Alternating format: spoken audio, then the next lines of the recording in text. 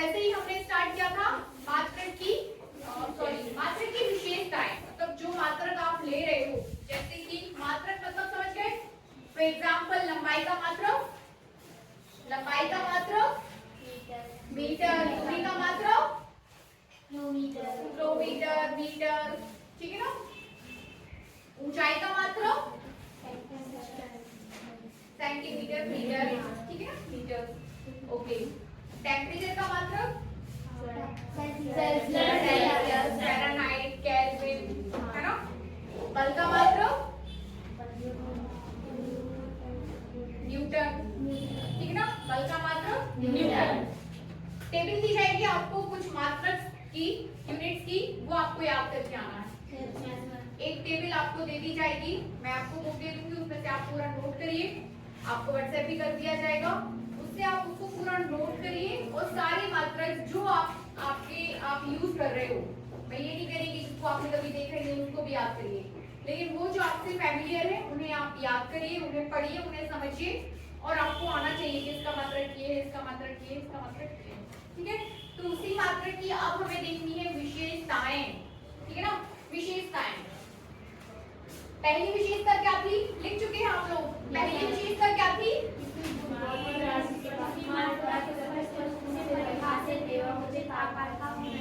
ठीक है ना, मात्रक आपका परिभाषित एवं उचित आकार का होना चाहिए।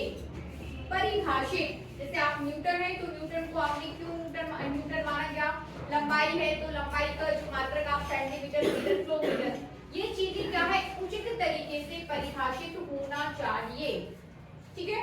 दूसरा, मात्रक ऐसा होना चाहिए जिसे पुनरुत्पादित किया जा सके, मात्रक ऐसा होना चाहिए जिसे पुनरुत्पादित किया जा सके। तीसरा, मात्रक के परिमाण पर समय तथा स्थान का कोई प्रभाव नहीं पड़ता, ठीक है ना। मात्रक का जो परिमाण है, जैसे 2 किलोमीटर, 2 सेंटीमीटर, 2 मीटर, इस पर समय तथा स्थान का कोई प्रभाव नहीं पड़ना चाहिए। जैसा इतना आप इसको 1 मीटर मान रहे हो, तो ये आपका सागर में भी 1 मीटर ही रहे, आपका जबलपुर में भी 1 मीटर ही रहे, आप कर्नाटका पहुंच जाते हो तो वहां पर भी ये इतना जो है वो 1 मीटर होना चाहिए, मतलब समय तथा स्थान का कोई प्रभाव नहीं पड़ना चाहिए। इतना तो इतना, ये नहीं कि अब वहां 1 मीटर इतना हो जाता है, इतना तो इतना ही, ठीक है ना। फिर 4th पॉइंट लिखिए, मात्रक के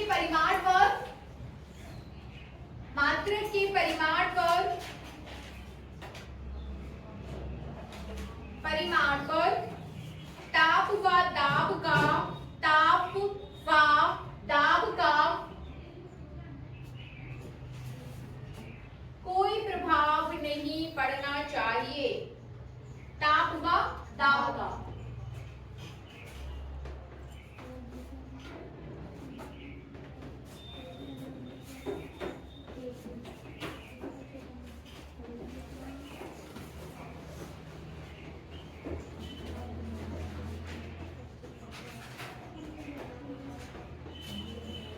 प्रभाव जो है नहीं पड़ना चाहिए।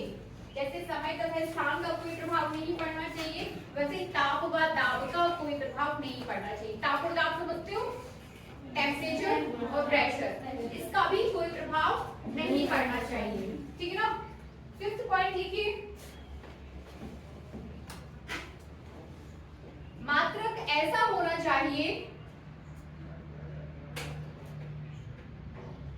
मात्रक ऐसा होना चाहिए जिसकी तुलना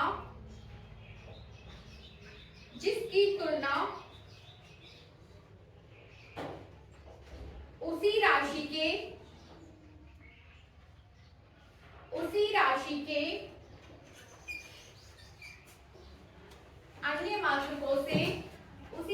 के अन्य मात्रकों से करना आसान हो, ठीक है ना।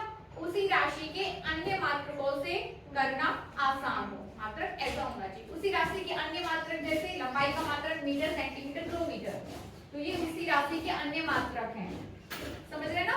उसी राशि के अन्य मात्रक, जैसे टेम्परेचर के मात्रक सेल्सियस, केल्विन, फ़ारेनहाइट, तो ये उसी राशि के अन्य मात्रक हैं। जैसे टेम्परेचर के 2-3 मात्रक हो गए, आपकी दूरी के 2-3 मात्रक हो गए, ठीक है ना। वैसे दाब के 2-3 मात्रक होते हैं, हर चीज के 2-3 मात्रक हो ही जाते हैं, ठीक है ना।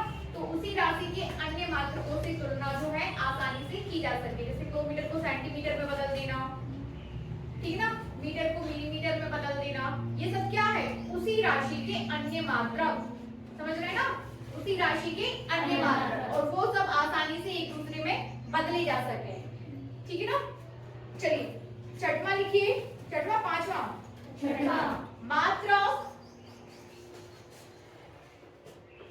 मात्रक अंतरराष्ट्रीय स्तर पर, मात्रक अंतरराष्ट्रीय स्तर पर सर्वमान्य होना चाहिए।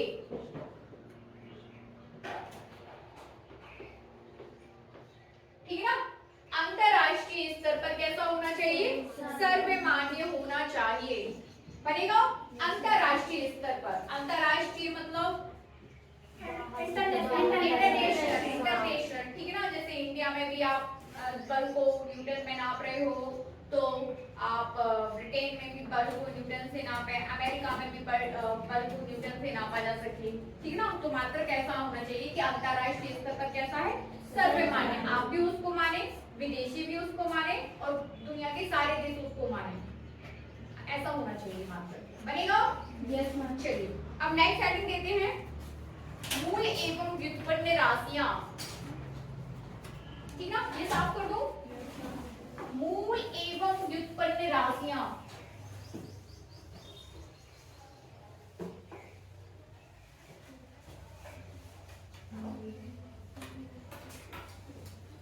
मूल एवं व्युत्पन्न राशियां,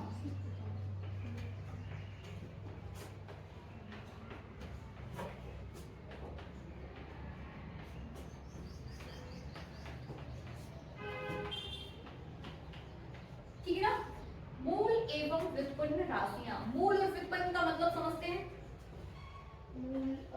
बेसिक करेंगे इसको,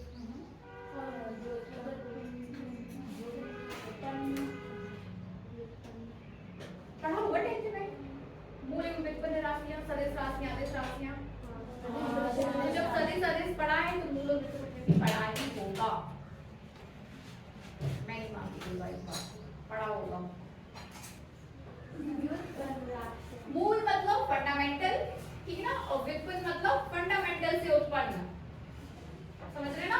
मूल राशियां, कुछ ऐसी राशियां होती हैं जो फंडामेंटल हैं, वो किसी से उत्पन्न नहीं हुई, बट कुछ ऐसी राशियां हैं जो इनसे, मूल से उत्पन्न हुई हैं, वो हो जाएंगी आपकी व्युत्पन्न राशियां, व्युत्पन्न, उससे उत्पन्न हो जाना, ठीक है ना।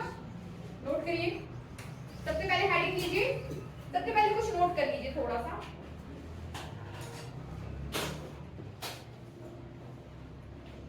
कुछ ऐसी भौतिक राशियां, कुछ ऐसी भौतिक राशियां जो एक दूसरे से, कुछ ऐसी भौतिक राशियां जो एक दूसरे से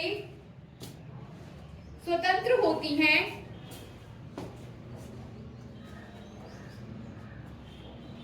जो एक दूसरे से स्वतंत्र होती हैं,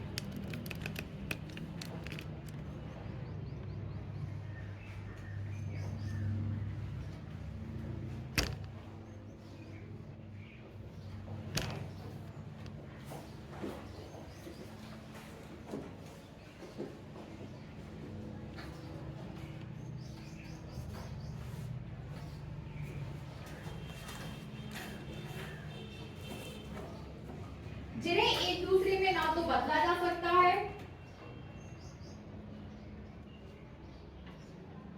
जिन्हें ना तो एक दूसरे में बदला जा सकता है,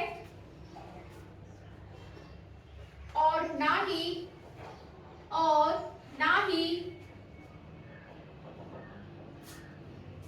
आपस में, और ना ही आपस में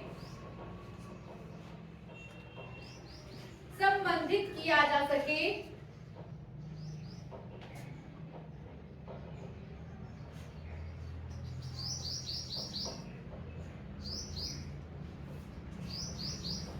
ठीक है ना। कॉमा लगा के लिखिए आगे,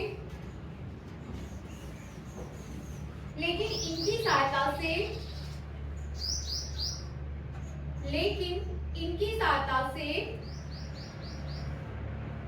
अन्य भौतिक राशियों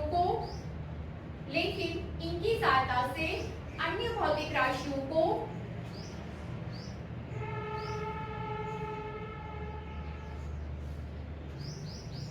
व्यक्त किया जा सकता है। अन्य भौतिक राशियों को व्यक्त किया जा सकता है।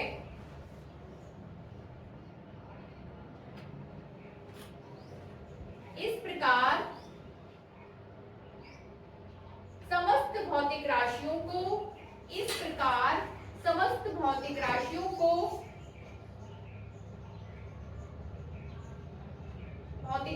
को दो वर्गों में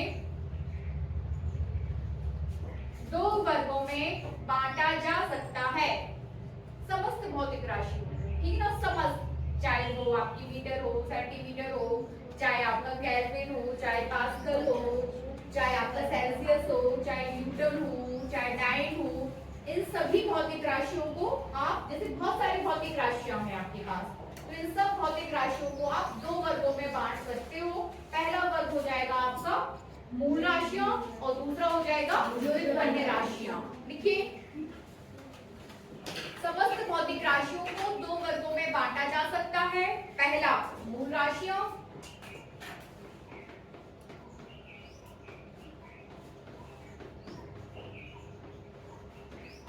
ठीक है ना, ये हो जाएगा आपका फंडामेंटल।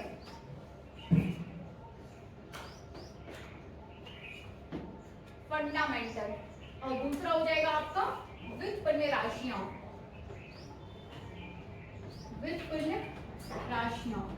ये हो जाएगा आपका, लिखिए,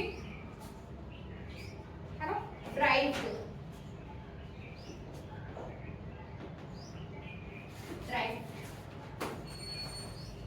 क्वांटिटीज, राशियों को क्या बोल देंगे? क्वांटिटीज।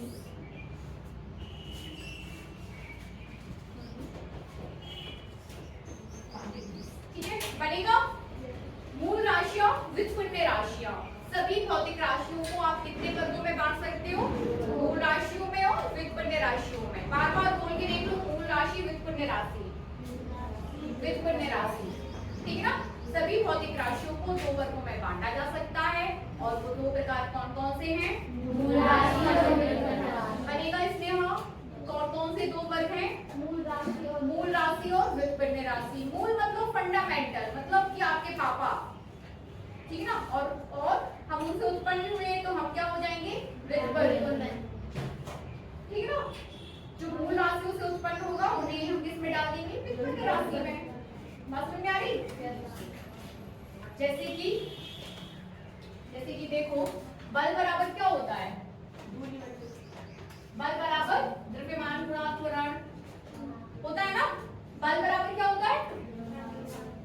द्रव्यमान गुणा त्वरण होता है। त्वरण बराबर क्या होता है? त्वरण बराबर अभी बहुत पढ़ना पड़ेगा, ठीक है, कुछ कोई बात नहीं, हम सब सीख जाएंगे, ठीक है ना। ये हो जाएगा आपका वेग बटे समय, ठीक है। अभी यदि मैं आपसे बोलूं कि छोटा सा बोल रही हूं, क्षेत्रफल बराबर बताइए। अब ये तो बनना चाहिए ना, लंबाई गुणा चौड़ाई, ठीक ना। लेकिन लंबाई बराबर पता है आपको? लंबाई बराबर क्या होता है? लंबाई को तोड़ सकते हो आप?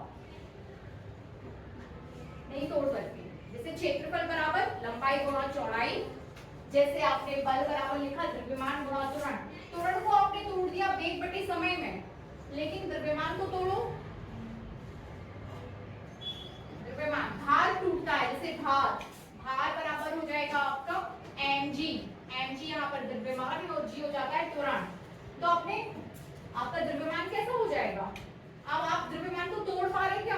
नहीं तोड़ पा रहे, मतलब उसका कोई मतलब तोड़ नहीं पा रहे, सिंबॉलिक है, तोड़ नहीं पा रहे, आप इसको तोड़ नहीं पा रहे लंबाई को, तो लंबाई आपकी मूल राशि हो जाएगी, लेकिन क्षेत्रफल आपका कैसा हो जाएगा? व्युत्पन्न राशि, क्योंकि आपने लंबाई चौड़ाई का गुणा करके आपने क्षेत्रफल को पाया, तो ये आपकी हो जाएगी व्युत्पन्न राशि, ये हो जाएगी आपकी मूल राशि। वैसे यहाँ पे द्रव्यमान आपकी मूल राशि हो जाएगी, बल आपकी त्वरण व्युत्पन्न राशि। समझ में आ रहा है ना कि लंबाई आपकी जो है मूल राशि। अब लंबाई, चौड़ाई, ऊंचाई, ये सब लंबाई में ही आते हैं, ठीक है ना। ये सब क्या है, लंबाई ही है। लंबाई, चौड़ाई, ऊंचाई, ये सब क्या है, लंबाई ही है। इट मीन्स सबके मात्रक मीटर हैं। आप मीटर को नहीं तोड़ पा रहे, लेकिन मीटर से आप दूसरे सूत्र बना पा रहे हो मीटर की सहायता लेके, ठीक है। तो कुछ सभी राशियां, ये सब प्रकार की राशियां कैसी हो जाएंगी, मूल राशियां। सभी राशियां जो इनसे उत्पन्न होंगी वो व्युत्पन्न राशियां। समझ में आ रहा है? जैसे हमारी लंबाई, ठीक है ना, जैसे टेम्परेचर, ताप। अब ताप को तोड़ दो, नहीं टूटेगा, है ना। लेकिन ताप से आपको ऊष्मा, ऊर्जा, इनके सूत्र मिल जाएंगे ताप से। तो ताप आपकी मूल राशि हो जाएगी, ठीक है। चलिए हेडिंग दीजिए, मूल राशि, मूल राशियां।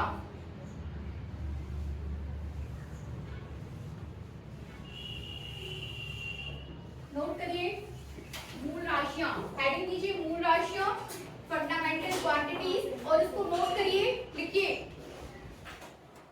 वे भौतिक राशियां, वे भौतिक राशियां जो एक दूसरे से स्वतंत्र होती हैं, जो एक दूसरे से स्वतंत्र होती हैं, मूल राशियां कहलाती हैं, ठीक है ना। वो सभी भौतिक राशियां, पहले लिख लो,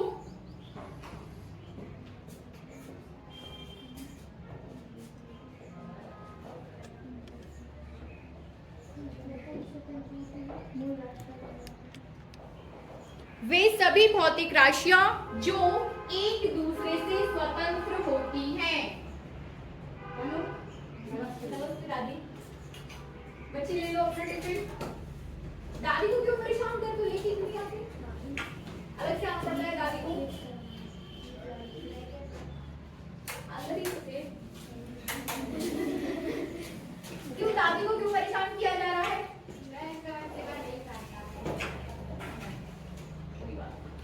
कहाँ से आती है दादी को?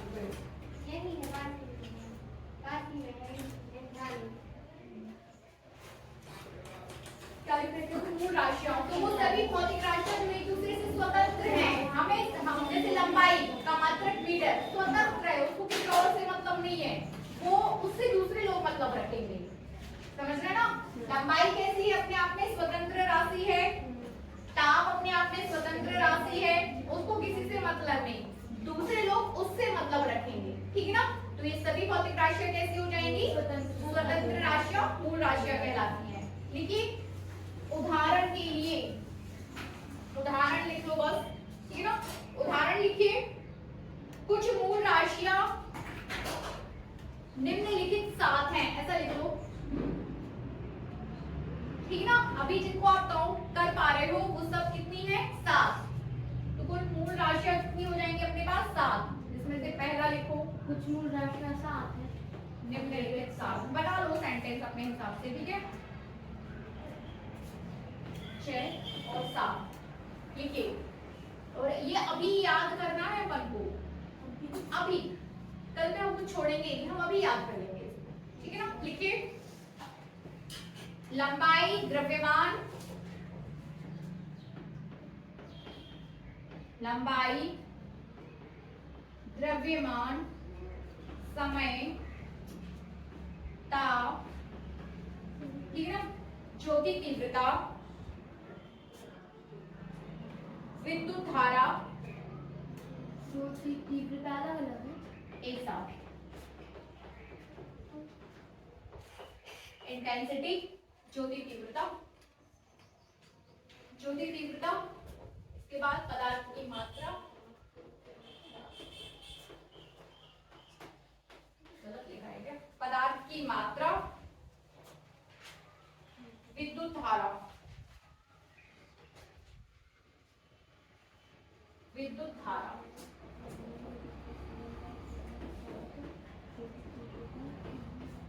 याद करो, ये सभी राशियां मूल राशियां हैं।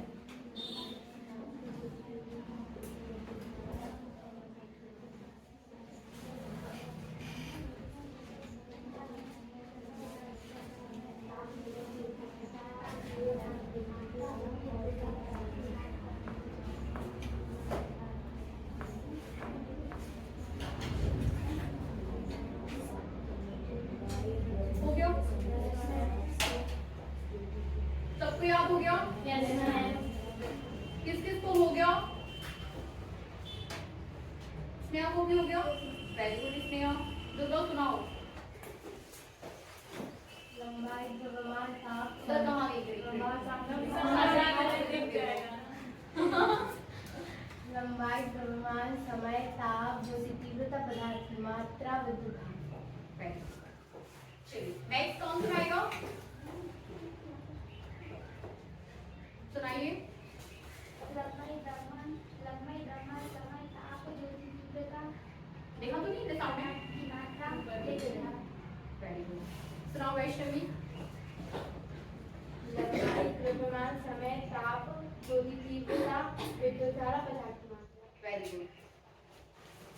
लंबाई द्रव्यमान समय ताप ज्योति तीव्रता पदार्थ की मात्रा विद्युत धारा। आज सुना। लंबाई द्रव्यमान ताप विद्युत धारा पदार्थ की मात्रा। ठीक है, यदि आप इसको इस क्वेश्चन को तैयार कर लेते हैं सुनाओगे? बैठिए स्नेहा से भी सुन लेते हैं। ठीक है, लंबाई बाकी सबको हो गया ना? Yes ma'am. सब अपने आप में मन में भी बोल के देखो एक बार। आप बोलिए। लंबाई द्रव्यमान समय ताप विद्युत धारा पदार्थ की मात्रा और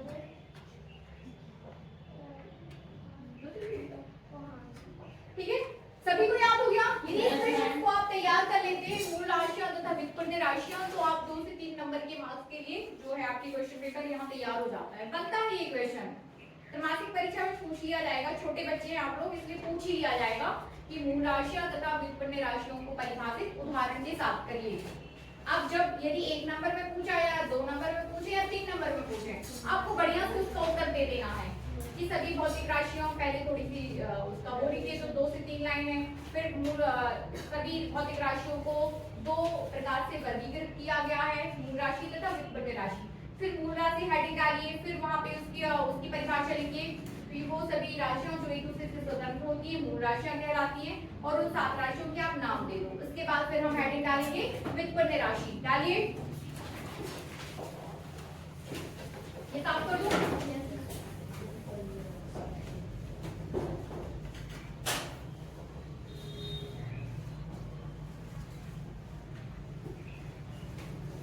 व्युत्पन्न राशियां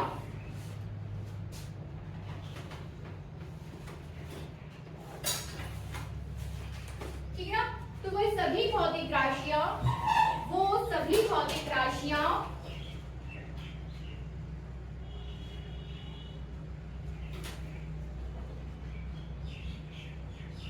जो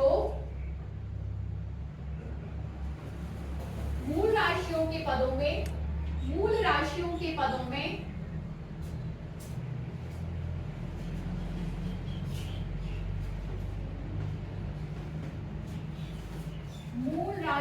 के पदों में व्यक्त की जाती हैं। ठीक है ना? मूल राशियों के पदों में व्यक्त की जाती हैं वे सभी भौतिक राशियां जो मूल राशियों के पदों में व्यक्त की जाती हैं व्युत्पन्न राशियां कहलाती हैं। ठीक है? व्युत्पन्न राशियां कहलाती हैं। बनेगा?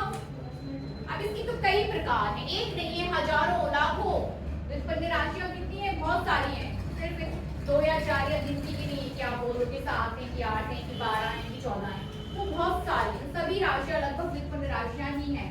लिखिए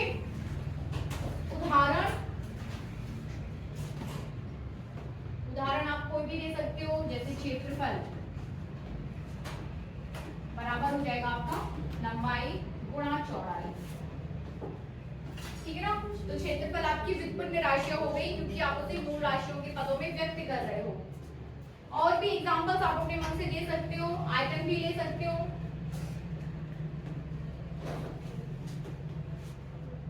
लंबाई गुणा चौड़ाई गुणा ऊंचाई, लंबाई गुणा चौड़ाई गुणा ऊंचाई। ठीक है ना? चाल ले सकते हो, त्वरण कुछ भी ले सकते हो, बल ले सकते हो, बल बराबर हो जाएगा आपका द्रव्यमान गुणा त्वरण। ठीक है ना? कार्य ले सकते हो, कार्य भी आपका व्युत्पन्न राशि है, जैसे बल गुणा विस्थापन।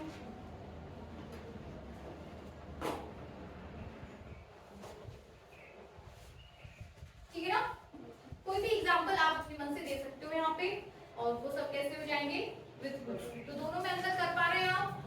Any doubt? सभी को बनेगा? सभी का मतलब सभी से, कोई एक बच्चा भी रुकने ना पाए कि उसको नहीं समझ आया। सभी का मतलब मेरा सभी से ही है, चाहे कोई भी हो, सबको राशियां, व्युत्पन्न राशियां में अंतर, उनकी परिभाषा और वो सात जो आपने मूल राशियां, व्युत्पन्न राशियां देखी है, वो सब आपको बनना ही चाहिए, ठीक है ना? बनना ही चाहिए। बनेगा? चलिए, अब राशियों के बाद हम बात करेंगे मात्रक की। देखिए, मात्रक पद्धतियां, हाँ, ये साफ कर दूं?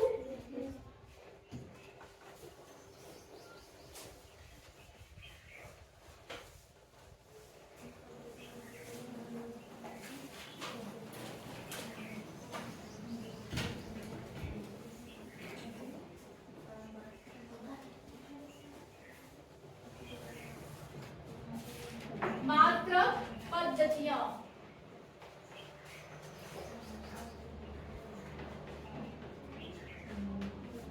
ठीक है ना? मात्रक पद्धति इंग्लिश में बोलेंगे सिस्टम ऑफ यूनिट्स।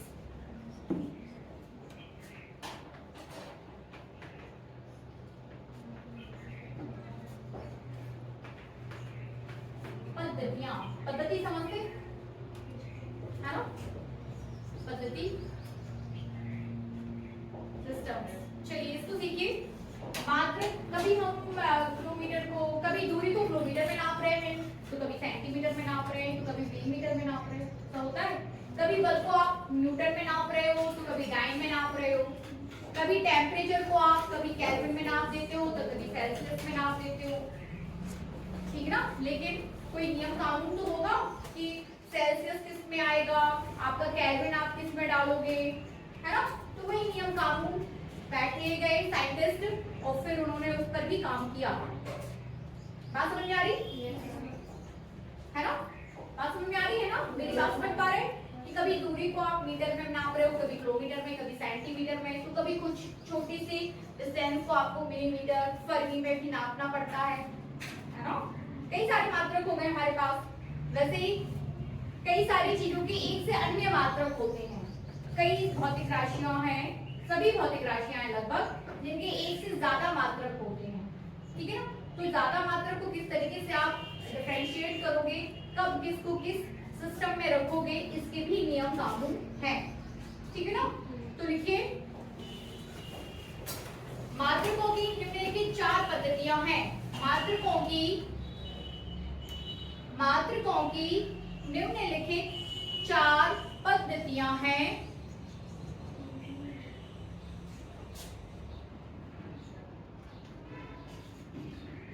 ठीक है ना? जिनमें से पहली है metre, kilogram, second. Metre,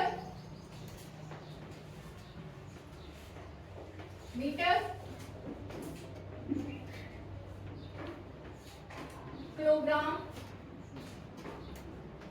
second, ठीक है ना? मीटर का एम, किलोग्राम का के और सेकंड का एस, MKS पद्धति, ठीक है ना?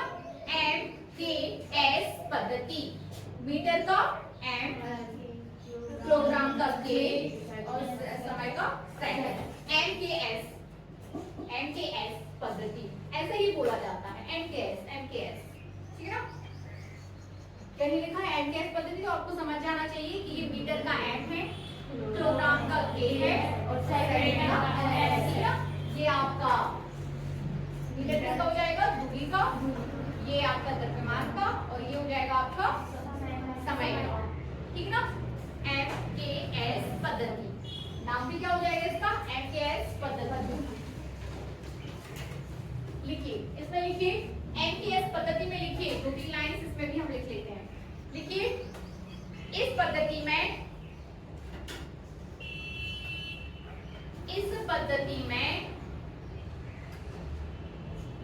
लंबाई का मात्रक मीटर,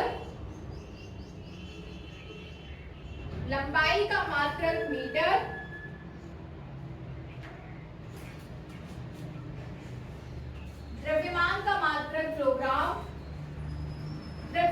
मात्रक किलोग्राम, तथा समय का मात्रक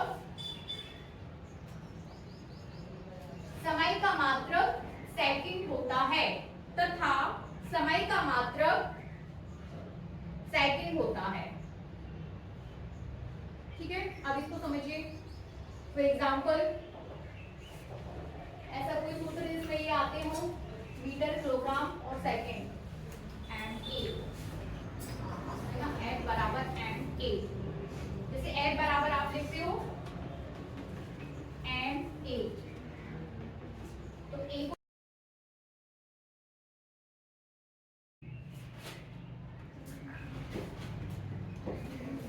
ठीक है, आगे लिखिए।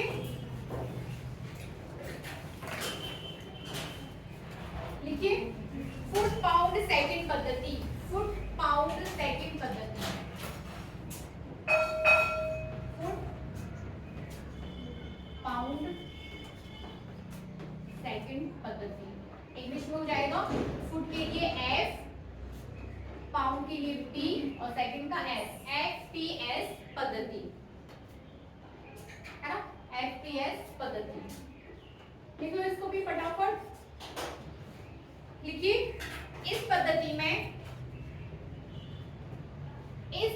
में लंबाई का मात्रक फुट, इस पद्धति में लंबाई का मात्रक फुट,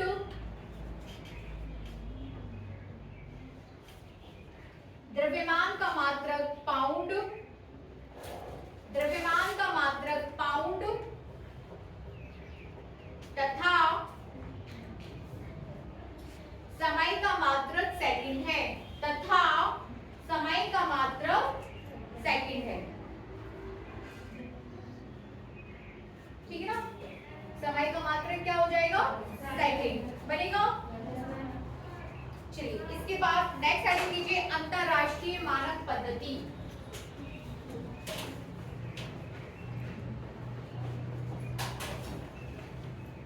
अंतरराष्ट्रीय मानक पद्धति, अंतरराष्ट्रीय से लिखा है पर ये अंतरराष्ट्रीय, इसको अपन कल पढ़ते हैं। ठीक है, कल पढ़ते हैं अंतरराष्ट्रीय मानक पद्धति, कल पढ़ते हैं और ये बहुत मेन है।